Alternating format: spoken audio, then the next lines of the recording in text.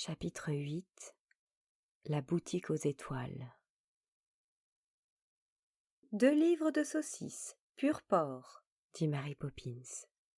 Vite, nous sommes pressés. Le charcutier, un gros homme sympathique, était si gras et rouge qu'il ressemblait lui-même à une de ses saucisses. Il s'accouda sur son billot et lança un regard d'admiration non déguisé à Mary Poppins. Puis, il fit un clin d'œil à Jane et Michael. « Vite !» répéta-t-il. « Ça c'est dommage. Moi j'espérais qu'on pourrait bavarder un peu. Nous autres charcutiers, vous savez, on aime la compagnie, et on n'a pas l'occasion de causer souvent avec une jeune demoiselle aussi séduisante que vous. » D'ailleurs, mais il n'acheva pas sa phrase, car il venait d'apercevoir l'expression que prenait le visage de Mary Poppins. C'était une expression si terrible que le charcutier regretta que sa boutique n'eût pas une trappe où il pût disparaître immédiatement. « Bon, eh bien, tant pis, » dit-il en rougissant encore, par-dessus la rougeur habituelle de son teint. « Si vous êtes pressé, bien sûr. Vous avez dit 3 livres, pur porc ? Voilà. » Il décrocha précipitamment une guirlande de saucisses qui faisait le tour de la boutique, en coupa 1 mètre, qu'il replia élégamment, et enveloppa d'abord dans du papier blanc, puis dans du papier jaune. Et il poussa le paquet sur le billot. « Et avec ça, mamselle ?» Il espérait que Mary Poppins achèterait encore autre chose, et ne cessait pas de rougir.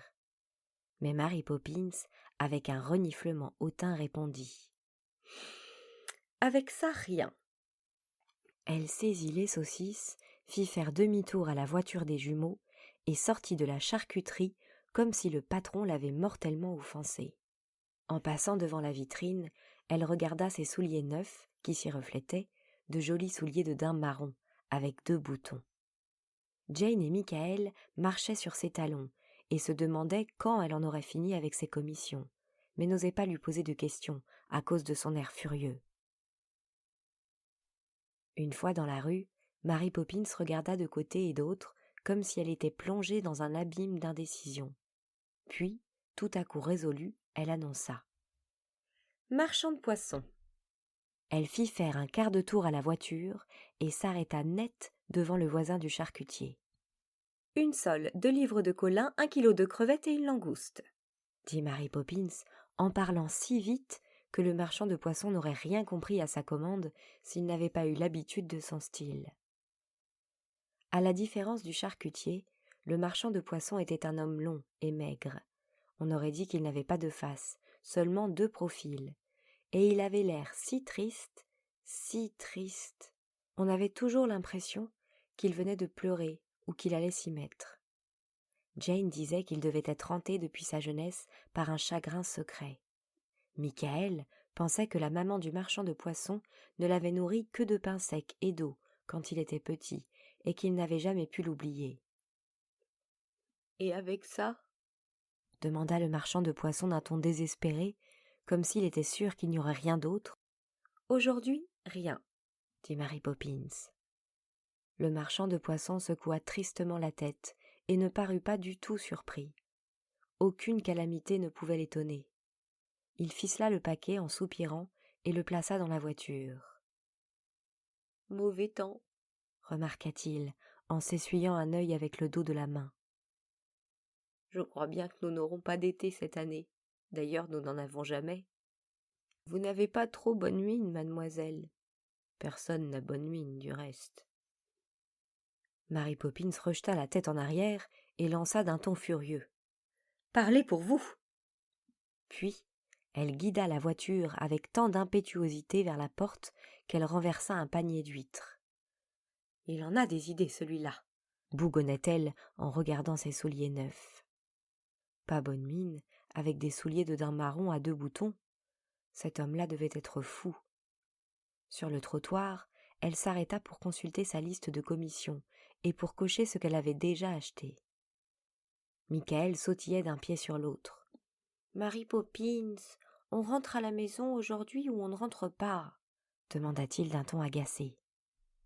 Mary Poppins le toisa presque avec dégoût. « Ça, dit-elle, ça dépend. » Elle ne précisa pas de quoi cela dépendait, mais elle plia sa liste d'un tel air de hauteur que Michael regretta de n'avoir pas tenu sa langue. « Vous pouvez rentrer si vous voulez, » prononça-t-elle. « Nous allons acheter le pain d'épices. » Alors, Michael mesura l'étendue de sa faute. Il ne savait pas que la liste se terminait par du pain d'épices. Mary Poppins montra la direction de l'allée des cerisiers. « Pour rentrer, c'est par là, si vous ne vous perdez pas, » ajouta-t-elle. « Oh non, Mary Poppins, non, s'il vous plaît, ce n'est pas ce que je voulais dire. Mary Poppins, je vous en prie, » supplia Michael. « Laissez-le venir, Mary Poppins, » dit Jane. « Je veux bien pousser la voiture à votre place si vous le laissez venir. » Mary Poppins renifla. « Si ce n'était pas vendredi, » dit-elle à Michael d'un ton sombre, « vous seriez rentré dardard, et encore plus vite que ça. » Elle se remit en marche en poussant la voiture. Jane et Michael sentirent bien qu'elle n'était plus fâchée et se demandèrent ce que voulait dire dardard. Tout à coup, Jane s'aperçut qu'elle s'était trompée de direction. « Mary Poppins, » commença-t-elle, « je croyais que vous aviez parlé de pain d'épices. L'épicerie Green, Brown et Johnson, où on le prend d'habitude, ce n'est pas par... » Elle s'arrêta sous le regard indigné de Mary Poppins. « C'est vous qui faites les commissions ou c'est moi ?» demanda Mary Poppins. « C'est vous, » dit Jane d'une toute petite voix. « Vraiment, je croyais que c'était vous, » ironisa Mary Poppins. Elle fit faire un quart de tour à la voiture, tourna le coin et s'arrêta brusquement. Jane et Michael se trouvèrent alors devant la boutique la plus bizarre qu'ils eussent jamais vue. Elle était petite et sombre. Des festons de papier aux couleurs fanées décoraient les fenêtres, et, sur les étagères, étaient disposées des boîtes de sucre d'orge, des bocaux de bonbons acidulés et de vieilles petites pommes au caramel. Entre les deux vitrines, il y avait une petite porte, très basse, dans laquelle Mary Poppins, suivie de Jane et de Michael, introduisit la voiture. À l'intérieur, on distinguait dans la pénombre un comptoir à dessus de verre, et à travers la plaque de verre, on découvrait des rangées innombrables de pain d'épices, tout noirs et tout secs, ornés d'une telle multitude de petites étoiles d'or que toute la boutique en semblait faiblement éclairée. Jane et Michael cherchèrent quelqu'un pour les servir, ne virent personne et furent très étonnés d'entendre Mary Poppins s'appeler. « Fanny ? Annie, où êtes-vous » Et les 4 murs de l'obscure boutique répercutaient sa voix. Mary Poppins n'avait pas plus tôt appelé que 2 énormes femmes émergèrent de l'ombre qui régnait dans le fond de la boutique, serrèrent la main de Mary Poppins, se penchèrent par-dessus le comptoir pour serrer la main de Jane et de Michael et dirent d'une voix basse « Bonjour les enfants. »« Comment allez-vous, mademoiselle ?» Michael hésita, ne sachant pas laquelle des 2 géantes répondait au doux nom de Fanny et laquelle portait le suave prénom d'Annie. « Moi, c'est Fanny, » dit l'un des phénomènes. « Mon rhumatisme est toujours là. Vous êtes gentil d'en avoir pris des nouvelles. » Elle parlait d'un ton étrange. Visiblement, elle n'était pas habituée à tant de courtoisie. « Quel beau temps aujourd'hui !» dit Jane poliment, en s'adressant à l'autre sœur, qui avait retenu sa main prisonnière pendant près d'1 minute dans une poigne énorme. « Moi, c'est Annie, » répondit l'impressionnante personne d'une voix sinistre. « Et pour ce qui est du beau temps, ça dépend des points de vue. » Jane et Michael pensèrent que les 2 sœurs s'exprimaient d'une façon bien étrange.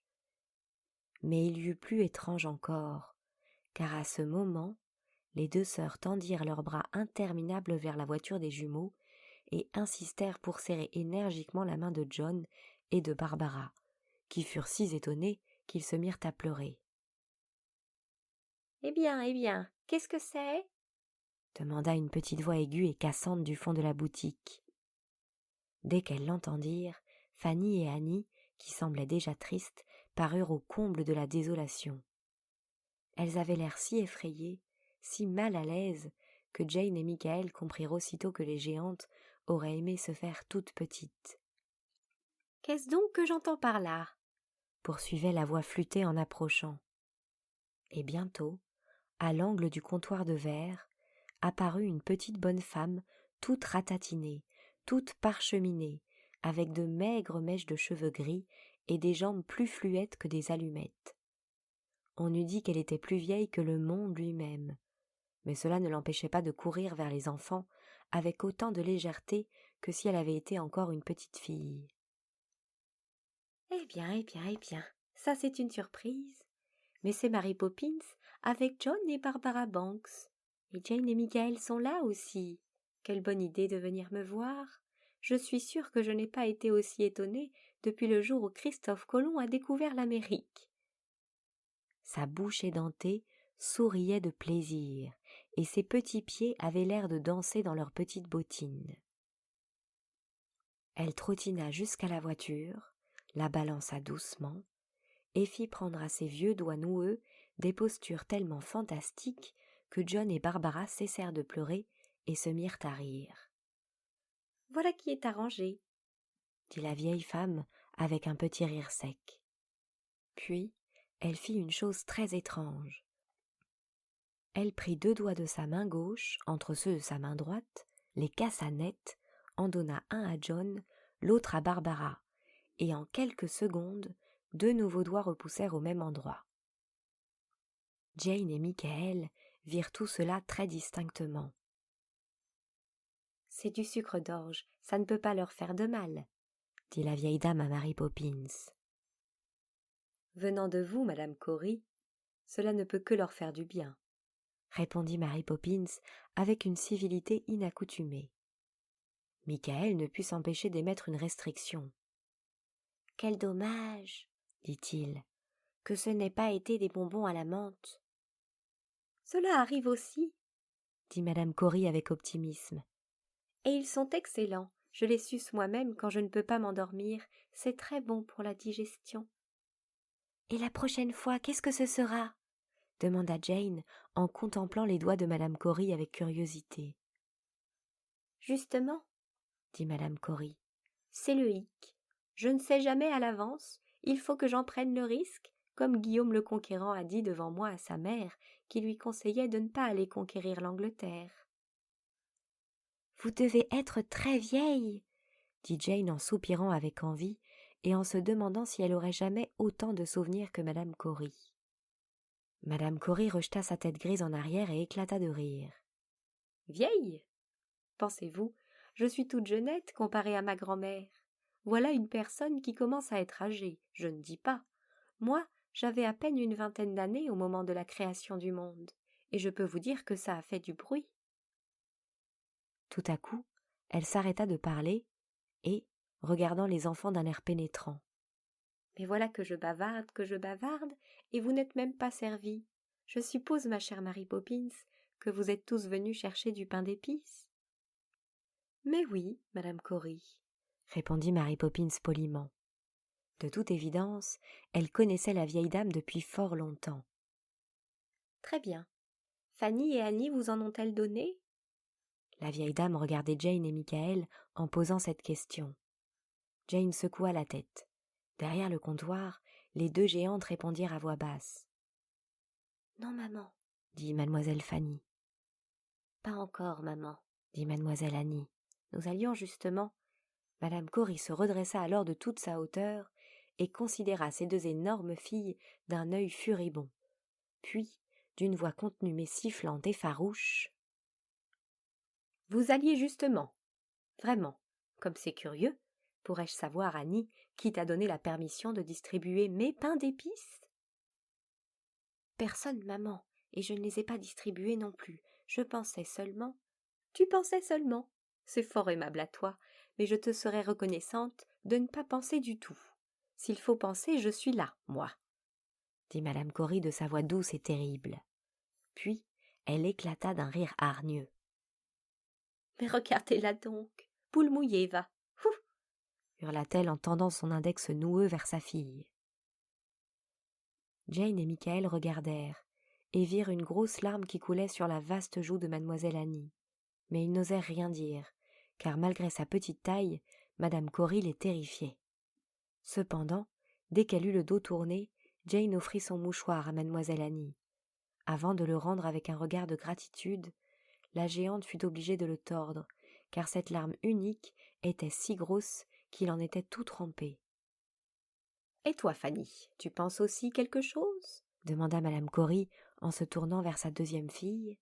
« Rien du tout, maman, » dit mademoiselle Fanny en tremblant. « Tant mieux pour toi, » observa madame Corry. « Ouvre-moi cette armoire. » Avec des doigts qui tremblaient de peur, mademoiselle Fanny ouvrit une armoire de verre. « Approchez, mes petits, » dit madame Corry d'une autre voix. Et son sourire était si aimable, son geste si bienveillant, que Jane et Michael se sentirent honteux d'avoir eu peur d'elle, et pensèrent qu'au fond d'elle, elle devait bien être gentille tout de même. « Venez, choisissez votre pâture, mes petits agneaux. C'est une recette spéciale aujourd'hui, une recette que je tiens d'Alfred le Grand. C'était un excellent cuisinier. Encore qu'une fois, il ait laissé brûler ses gâteaux. Combien en voulez-vous » Jane et Michael regardèrent Mary Poppins. « 4 chacun, dit-elle, ce qui fait 12, une douzaine. » « Alors disons 13 à la douzaine, » fit gaiement madame Corry. Jane et Michael choisirent donc 13 petits pains d'épices, tous ornés de leur étoile en papier doré. Les enfants ne savaient plus où mettre tant de gâteries, et Michael ne put résister à l'envie d'en entamer aussitôt la consommation. « Ils sont bons ?» piailla madame Corry. Et lorsque Michael eut fait signe que oui, la vieille dame ramassa ses jupes et esquissa un pas de danse. « Hourra, hourra !» criait-elle de sa petite voix stridente. Tout à coup, elle cessa de danser sa gigue, et son visage devint grave. « Attention, dit-elle. Je ne vous donne pas les petits pains d'épices, je vous les vends. Il faut que chacun d'entre vous me donne 3 pence. » Mary Poppins ouvrit sa bourse et en retira 3 pièces de 3 pence. Elle en donna une à Jane, l'autre à Michael, et garda la 3e. « Maintenant, allons, » dit madame Corry. « collez-les-moi sur ma jaquette, c'est leur place. » Les enfants regardèrent de plus près sa longue jaquette noire, et ils constatèrent qu'en effet, elle était toute constellée de petites pièces de monnaie. « Allez, au travail !» répéta madame Corry, qui se frottait les mains de plaisir. « Elles ne retomberont pas, vous verrez. » Mary Poppins s'avança et posa sa pièce sur le col de la jaquette de madame Corry en appuyant légèrement. À la surprise de Jane et de Michael, la pièce resta collée. Alors, ils collèrent les leurs, celle de Jane sur l'épaule droite et celle de Michael sur l'ourlet du bas. Elles restèrent collées, elles aussi. « Comme c'est étrange !» dit Jane. « Pas du tout, petite, » répondit madame Corry avec un petit rire entendu. « ou du moins, pas si étrange que certaines autres choses que je sais. » Et elle fit un clin d'œil significatif à Mary Poppins. « Maintenant nous allons être obligés de partir, » dit Mary Poppins. « Il y a une crème renversée pour déjeuner, et il faut que je sois rentrée assez tôt pour la faire. Cette madame Brill... » « Elle ne cuisine pas bien ?» interrompit madame Corry. « C'est le moins qu'on puisse dire, » répliqua Mary Poppins d'un ton méprisant. « Vraiment. » Madame Corry se caressa le bout du nez avec son doigt et prit un air profondément sagace. Puis elle déclara. « Eh bien, ma chère Mary Poppins, je suis enchantée de votre visite, et je suis sûre que mes 2 filles sont aussi ravies que moi. J'espère que vous reviendriez bientôt, avec Jane, Michael et les jumeaux, n'est-ce pas? Vous n'êtes pas trop embarrassés avec vos pains d'épices, vous 2 ? » demanda-t-elle pour finir à Jane et à Michael qui fit signe que non. Alors, madame Corry se rapprocha d'eux, l'air insinuant. « Je me demande ce que vous allez faire des étoiles en papier, » questionna-t-elle d'un ton rêveur. « Nous allons les garder, » dit Jane. « Nous les gardons toujours. » « Vous les gardez? Et où les rangez-vous » Les yeux de madame Corry étaient mi-clos et son regard plus inquisiteur que jamais. Moi, dit Jane, je les mets sous les mouchoirs, dans le tiroir de droite, en haut de la commode. Et moi, dit Michael, je les mets dans une boîte à chaussures, sur une planche, en bas du placard. Tiroir de droite, planche du bas, répéta lentement madame Cory, comme si elle essayait de graver ces mots dans sa mémoire. Puis, elle regarda longuement Mary Poppins et inclina légèrement la tête. Mary Poppins inclina la tête elle aussi. On eût dit qu'elles avaient échangé un secret. « Eh bien, dit madame Cory en changeant de ton. Tout cela est très intéressant. Vous ne pouvez pas savoir à quel point je suis heureuse de savoir que vous gardez vos étoiles en papier. Je n'oublierai pas ce détail. C'est que moi, je n'oublie jamais rien. Je pourrais même vous dire les menus d'Henri VIII un dimanche sur 2. Au revoir, à bientôt. » La voix de madame Cory devint plus faible, s'éloigna, disparut, et tout à coup, sans bien savoir ce qui s'était passé, Jane et Michael se trouvèrent sur le trottoir, marchant derrière Mary Poppins, qui consultait de nouveau sa liste de commissions. Les enfants se retournèrent et regardèrent derrière eux. « La boutique n'y est plus !» s'écria Michael stupéfait. « Tu as raison !» dit Jane en ouvrant de grands yeux. En effet, la boutique n'y était plus, elle avait complètement disparu. « Comme c'est bizarre !» dit Jane. « Un peu !» dit Michael, « mais le pain d'épices est délicieux. » Là-dessus, ils se mirent à sculpter leur pain d'épices en le mordillant. Ils en faisaient tantôt un bonhomme, tantôt une fleur, tantôt une théière, et cette occupation était si absorbante qu'ils ne pensèrent plus à la bizarrerie de ce qui venait de leur arriver. Ce ne fut que le soir, lorsque, toute lumière éteinte, ils furent censés dormir, qu'ils eurent l'occasion de s'étonner de nouveau. « Jane, Jane !» souffla Michael. « J'entends quelqu'un marcher tout doucement dans l'escalier. Écoute !»« Chut !» répondit Jane, qui elle aussi avait entendu des pas furtifs. Bientôt, la porte s'ouvrit avec un léger bruit et quelqu'un entra. C'était Mary Poppins, en chapeau et manteau, prête à sortir. Elle traversa la pièce sans bruit, à pas rapides et feutrés. Jane et Michael, les yeux mi-clos, l'observaient sans bouger. D'abord, Mary Poppins alla à la commode, ouvrit un tiroir et après quelques instants le referma. Puis, sur la pointe des pieds, elle se glissa vers le placard, l'ouvrit, se pencha pour y prendre ou pour y mettre quelque chose. La porte du placard se referma brusquement et Mary Poppins quitta précipitamment la pièce. Michael se mit sur son séant. « Qu'est-ce qu'elle faisait ?» chuchota-t-il.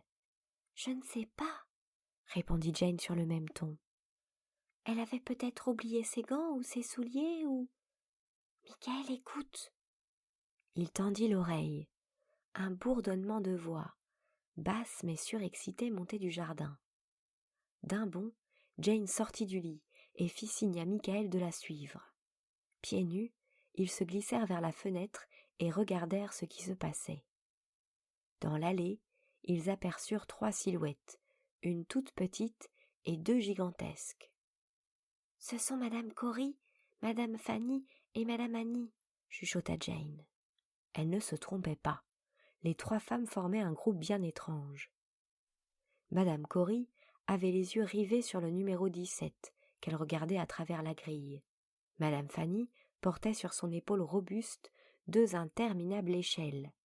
Madame Annie avait, dans la main droite, un seau plein d'une substance visqueuse, on aurait dit de la colle, et dans la main gauche, un énorme pinceau. Jane et Michael étaient bien cachés par le rideau, et ils entendaient distinctement les voix des 3 femmes.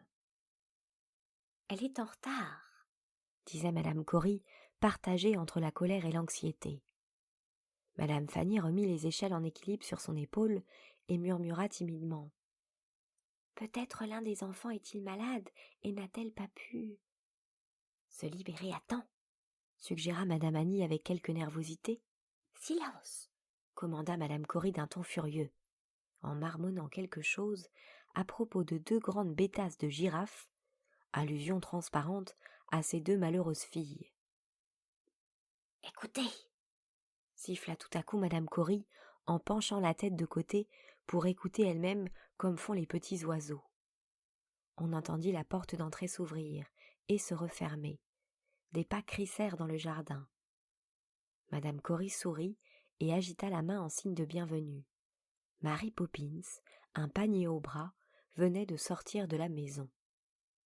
Les enfants ne pouvaient pas voir le contenu du panier, mais ils constatèrent qu'il émettait une sorte de lumière pâle et mystérieuse.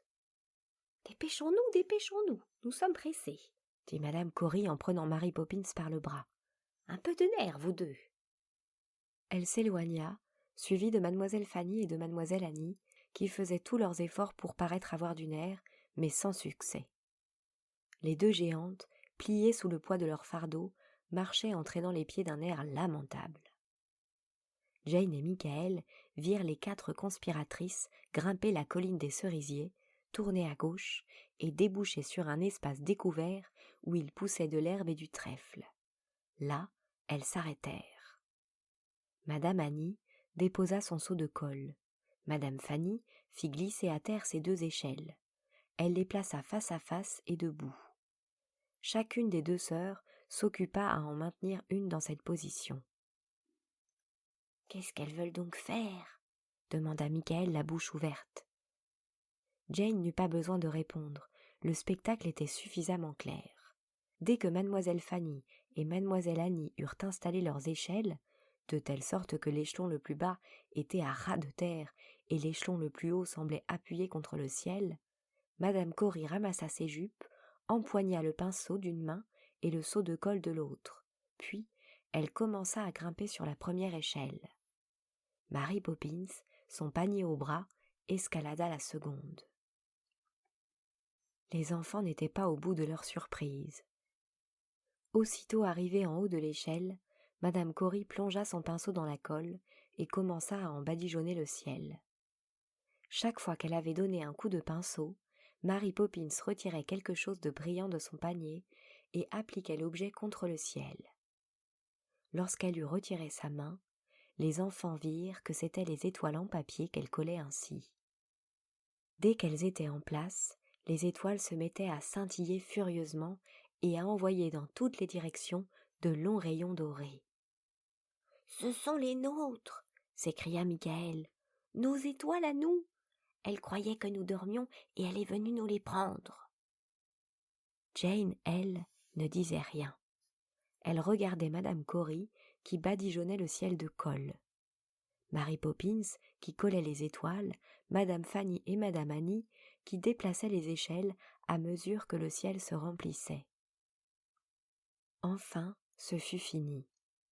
Mary Poppins secoua son panier pour montrer à madame Cory qu'il était vide. Elles redescendirent de leurs échelles et la procession repartit en sens inverse. Madame Fanny portait de nouveau les échelles sur son épaule et madame Annie balançait son seau vide. Elles s'arrêtèrent au carrefour pour échanger quelques mots, puis Mary Poppins leur serra la main et remonta l'allée en courant. Madame Cory, sautillant légèrement et retenant ses jupons à 2 mains, disparut dans l'autre direction, suivie à grand bruit de ses 2 lourdaudes de filles. La grille du jardin claqua, des pas crissèrent, la porte s'ouvrit et se referma doucement. Bientôt, les enfants entendirent Mary Poppins monter légèrement l'escalier, glisser devant leur porte et entrer dans la chambre où elle dormait avec John et Barbara. Lorsqu'ils n'entendirent plus rien, Jane et Michael se regardèrent l'un l'autre. Puis, sans un mot, ils allèrent regarder dans le tiroir en haut à droite de la commode. Le tiroir contenait une pile de mouchoirs de Jane, et c'était tout. « Je te l'avais bien dit » fit Michael. Puis ils allèrent regarder dans la boîte à chaussures qui se trouvait dans le placard. Elle était vide. « Mais comment ? Mais pourquoi ?» dit Michael en s'asseyant sur le bord de son lit et en regardant Jane. Jane ne répondit rien. Elle s'assit à côté de lui, entoura ses genoux de ses bras et se mit à réfléchir de toutes ses forces. Finalement, elle secoua la tête pour rejeter ses cheveux en arrière et se leva en s'étirant. « Ce que je me demande, dit-elle, c'est si les vraies étoiles sont en papier doré ou celles qui sont en papier doré sont de vraies étoiles. Elle n'attendait pas de réponse à cette grave question. Elle savait bien que pour répondre, il fallait quelqu'un d'infiniment plus sage et de mieux renseigné que Michael.